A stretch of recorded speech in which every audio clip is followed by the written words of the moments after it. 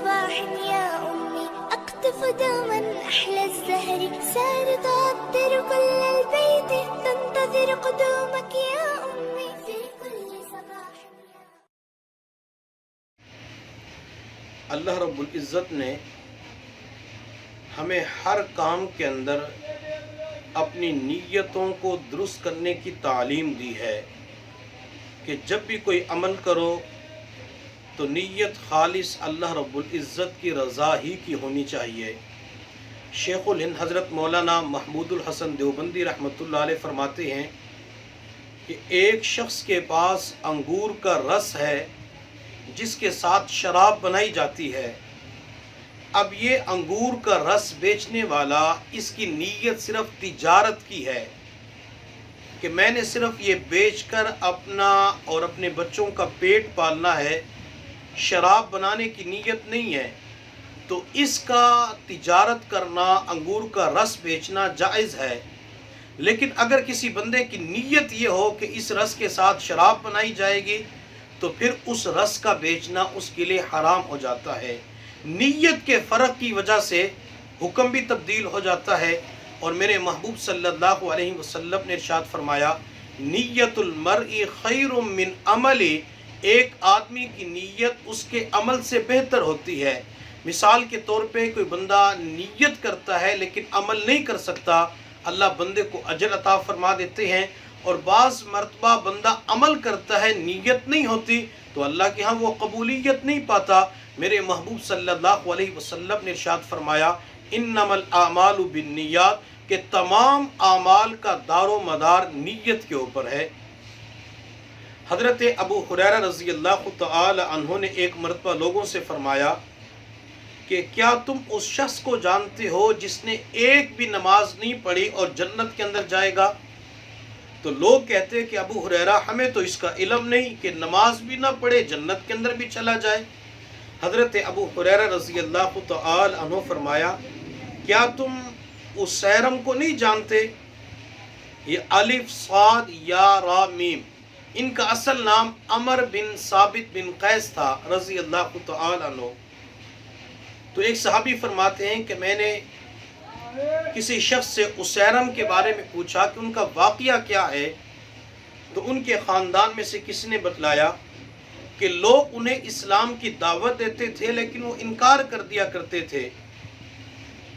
غزوہ احد کے موقع پر جب مارکہ ختم ہوا تو شہداء کی جب تلاش جاری تھی تو اسیرم رضی اللہ تعالی عنہ ایک جگہ زخمی حالت کے اندر ملے، کافی جسم کے اوپر زخم آ چکے تھے۔ تو لوگوں نے کہا کہ اسیرم تو یہاں کیسے؟ کیا اسلام کی وجہ سے آئے ہو یا اپنی قوم کی وجہ سے آئے ہو؟ قوم کے ساتھ یا برادری کے ساتھ آپ کو ہمدردی تھی؟ تو حضرت اسیرم رضی اللہ تعالی عنہ نے جواب دیا نہ اپنی برادری کی وجہ سے آیا ہوں نہ اپنی قوم کی وجہ سے آیا ہوں، بلکہ میں تو اسلام کی عزت اور شان و شوکت کو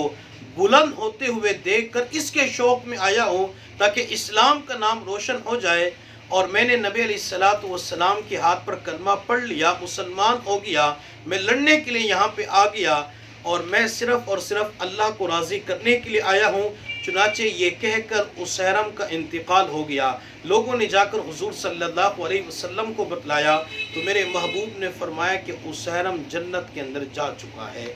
وہ کہ ایک بھی نماز نہیں پڑھی، روزہ نہیں رکھا، لیکن نیت صرف اور صرف جہاد کے اندر یہ تھی کہ میں نے برادری کی وجہ سے جہاد نہیں کرنا، میں قوم کی وجہ سے، خاندان کی وجہ سے نہیں لڑ رہا، بلکہ نبی علیہ السلام کو خوش کرنے کے لیے، اللہ کو خوش کرنے کے لیے عمل کر رہا ہوں، تو اللہ تعالیٰ نے ان کے لیے جنت کا فیصلہ فرما دیا۔ اب چونکہ قربانی کا عمل قریب آ چکا ہے، لوگوں نے جانور خریدنے ہیں، کس نے چھوٹا جانور خریدنا ہے، کس نے بڑا جانور خریدنا ہے، کس نے جانور کے اندر حصے لینے ہیں۔ اب یہاں شیطان اور نفس جو ہے ہمیں اجر و ثواب سے محروم کرنے کے لیے نیت کو خراب کر دیتا ہے۔ ہماری نیتوں کے اندر شہرت آ جاتی ہے، نمود و نمائش آ جاتی ہے، ریا آ جاتی ہے، دوسروں کو دکھلاوے کے لیے قربانی کرتی ہے، یا اپنا نام اونچا کرنے کے لیے قربانی کرتے ہیں کہ میں نے 5 لاکھ روپے کا جانور خریدا، میں نے 10 لاکھ روپے کا جانور خریدا، تو جب بندہ دوسروں کو دکھلاوے کے لیے قربانی کرتا ہے اللہ تعالیٰ اس قربانی کو قبول نہیں فرماتے۔ میرے اللہ نے قرآن میں فرمایا لَن يَنَالَ اللَّهَ لُحُومُهَا وَلَا دِمَاؤُهَا وَلَكِن يَنَالُهُ التَّقْوَى مِنكُمْ۔ اللہ کی بارگاہ کے اندر نہ جانور کا خون پہنچتا ہے نہ گوشت پہنچتا ہے، ہاں اللہ کے ہاں تمہارے دلوں کا تقوی پہنچتا ہے۔ یعنی دل کو اللہ دیکھتے ہیں کہ اس نے قربانی میرے لیے کی ہے یا دنیا والوں کے لیے کی ہے۔ جب دل کے اندر یہ ہوتا ہے کہ میں نے تو رب کو راضی کرنا ہے، میں نے تو رب کے حکم کو پورا کرنا ہے، تو پھر اللہ تعالیٰ اس کی قربانی کو قبول فرما لیتے ہیں، چاہے وہ 10 لاکھ کا جانور لے کے آئے، چاہے 15 لاکھ کا جانور لے کے آئے، نیت صرف اللہ رب العزت کو راضی کرنے کے لیے۔ بعض مرتبہ انسان اچھا مہنگا موٹا تازہ خوبصورت جانور خرید لیتا ہے، نیت صرف اور صرف اللہ رب العزت کی رضا کی ہوتی ہے، لیکن بعد کے اندر شیطان یہ وسوسہ ڈالتا رہتا ہے کہ تو نے تو فلاں کو دکھلاوے کے لیے کرنی ہے، تو نے اپنے رشتہ دار کو بلا کر یہ جانور دکھایا تھا، یہ تو ریا کے اندر چلا گیا، تو نے اپنے اعزاء اقرباء کو بلا کر یہ جانور دکھائے تھے کہ میں کتنا مہنگا جانور خرید کے لایا ہوں، لہٰذا یہ تو ریا کے اندر بات چلی گئی۔ اگر نیت پہلی مرتبہ اللہ رب العزت کی رضا کی کر لی جائے اور یہ وساوس شیطان کی طرف سے نفس کی طرف آتے رہیں تو یہ ریا کے اندر نہیں جاتا، یہ نمود و نمائش کے اندر نہیں جاتا، بلکہ اللہ تعالیٰ چونکہ انسان کے دل کو دیکھتے ہیں، اس لیے انسان وساوس کی وجہ سے پریشان نہ ہو، اور قربانی کرنی ہے وہ صرف اور صرف اللہ رب العزت کی رضا ہی کی خاطر کرنی ہے۔ میرے محبوب صلی اللہ علیہ وسلم نے ایک مرتبہ قربانی کے جانور کو ذبح کرنا چاہا،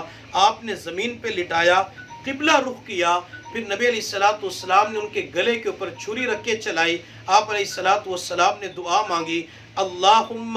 منکا ولکن محمد و امتی، اللہ یہ آپ ہی کے لیے ہے۔ گویا کہ بتلانا یہ چاہتے ہیں کہ جب بھی انسان نے کوئی عمل کرنا ہے تو وہ اللہ رب العزت کے لیے کرنا ہے۔ جب انسان اللہ کے لیے عمل کرتا ہے اللہ اس عمل کو قبول بھی فرما لیتے ہیں اور اللہ اس کے اوپر بندے کو اجر و ثواب بھی عطا فرما دیتے ہیں۔